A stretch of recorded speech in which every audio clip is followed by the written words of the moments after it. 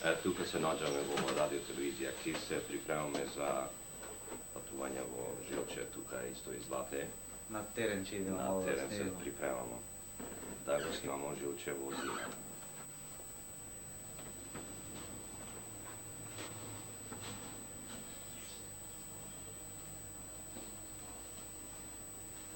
Супер, да?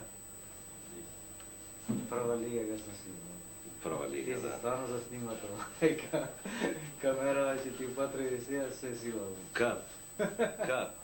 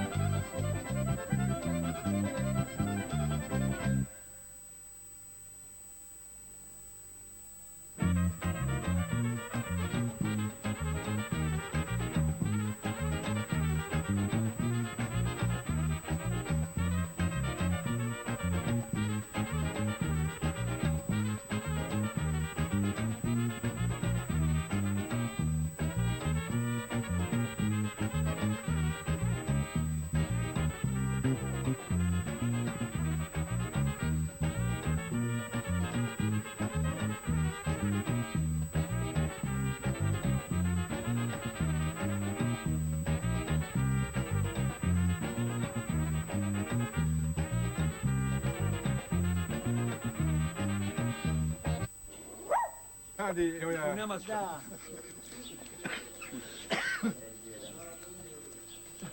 Kad pašnim da imamo... Ako boli ne osnivuje. Ovo da tamo će da... Znači vas pa da reše onda kada da ne slika. Da, da, objasnim sam Ama pare. koje tija bez Pare to, vredi, i koje nama sjela će da snima i Veliko, Stojan Janevski. Kad će vidjeti Mladen ključ. Usko. A? On mi Treba, ajde da vreme. Bolje se ne snima. Ne snima. To od Amerika dođe. Mene to kravete kad ne snima na Đurića Hrbeja, tija. To mi donesli da kravete tamo iz granice. A već šta ti ne sližiš? A? Zašto ne? Boli? Aj, fati i rasko da tamo napravi. Tamo vrako da me Nemoj, ne snimaš je dole. Ama treba i da zemeš podaci, to će... To je dedo Rasko će biti. Dole ne snimaš onda. Ama u druge Ako merca. boli ne gostivo, svi ne govore. Ukupno zajedno sve ovo. Ama kad će Staro doći, dole društvo. se priča, more. Penzioneri ne uša već ti. Ja samo ne sam penzioner. Dokumentarna emisija će. Da. Ja sam šumeša i kasno, samo ne smo penzioneri. Ja sam penzioneri. Ko ne penzioner? Da. Работнички совет, no. Da, bio su... Internacional grito.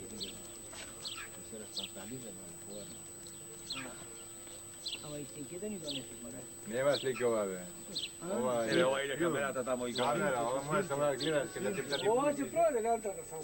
Ova večer pušti, hoćete to gledaš. Što si zborio, sve će ti kaži.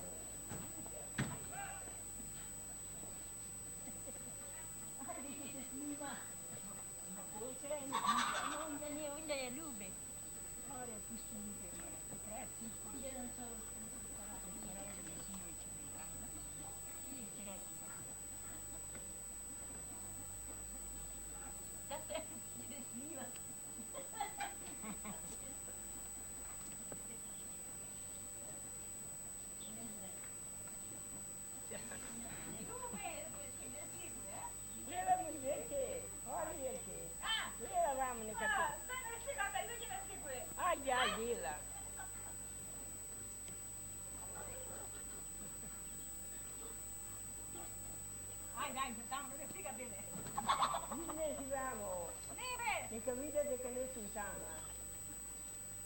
Не каде тама на Софија? А? И па зошто? Ja.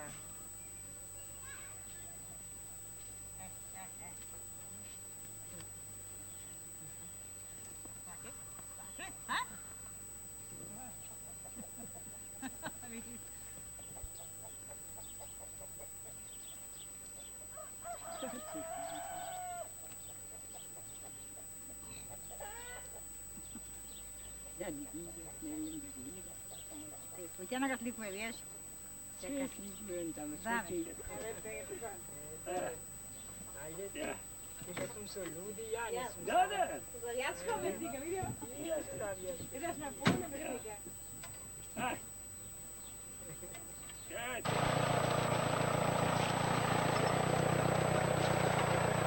Снимаш и ядењето. Ядењето да снимаш. А?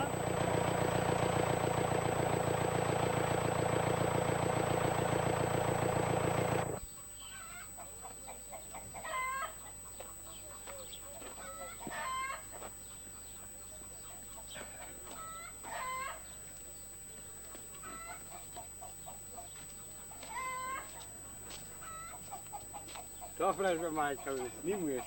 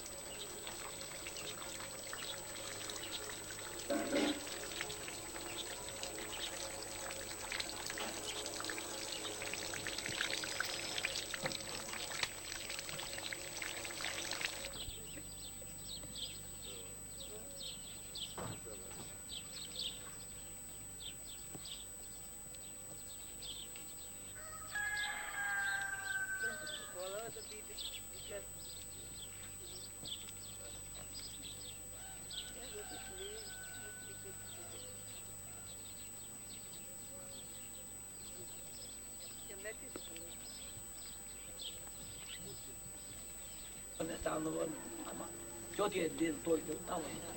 Razkone, te majte rukata. Zašto nas 50 godina kod ovdje? Ima dobro gore. Što ti je tamo? To je to što napraviš.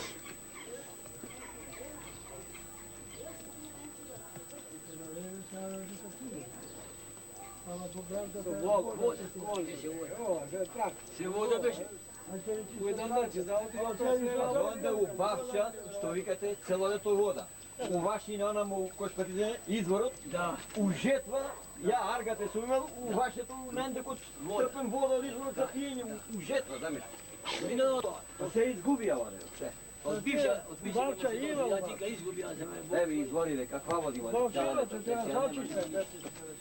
Pa to Može u Šerelo što do Deljko si izborom, što teći od ljudi. Pa to suša golema. Napravo Dejko si vaše voda, sve ima voda nema. I luke se od ozora. Malo, malo. Pa nema. A napred što bilo voda?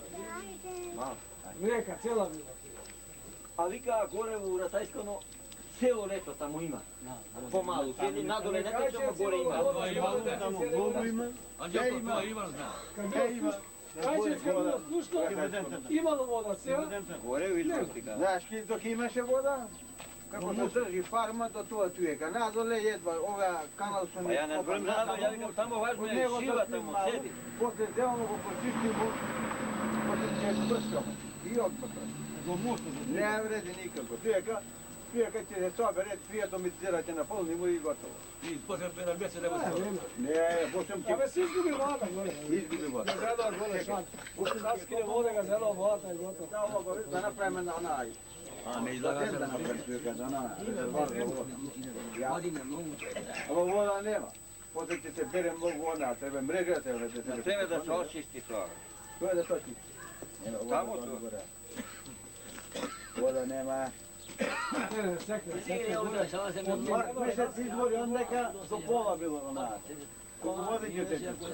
A Mark, ti glegi bunarive. Teći i Mark, ono, mjesec bilo do gore, 1 metru vode. pa će sa teče malo. 20, nema. Od dole nema 1 metru, od dole nema. Jedan bunarom naš. Me fati ljude kod čepka v nosom. Metru nema dojde. Medan kova. Aj vaši oni koliko dole smo. Olje, kaži mi pa neko izbriši. Ave, gledaj, jedan Jer detin je kad prazan. pasaš beši, ja sam mislio, nema da dojde vode. Сега има neko dole u Beogradu. Koliko vodi će vjerojatno nek, ne sam bio neki. Koliko vodi će to je. Nema dole i steče.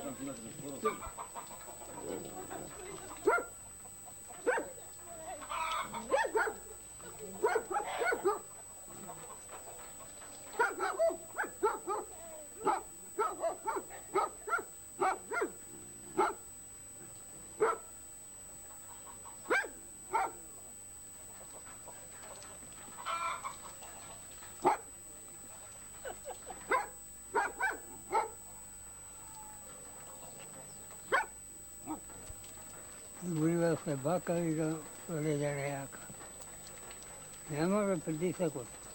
Će bude sad.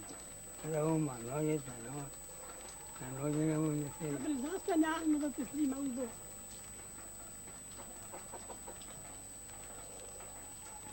Sve snimlja. Da tamo da te gleda. Zajedno se snimamo. Sve zajedno smo mi.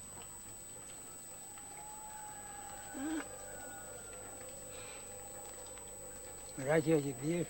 Ne, ne.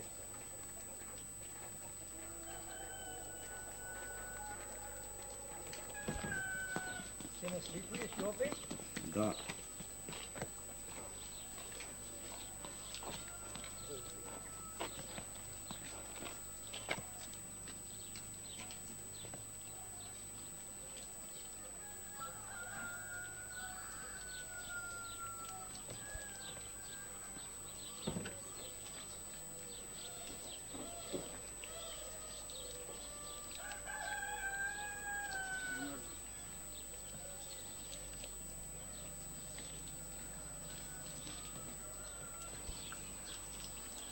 I pokrivo snijeg, ne može se snimati.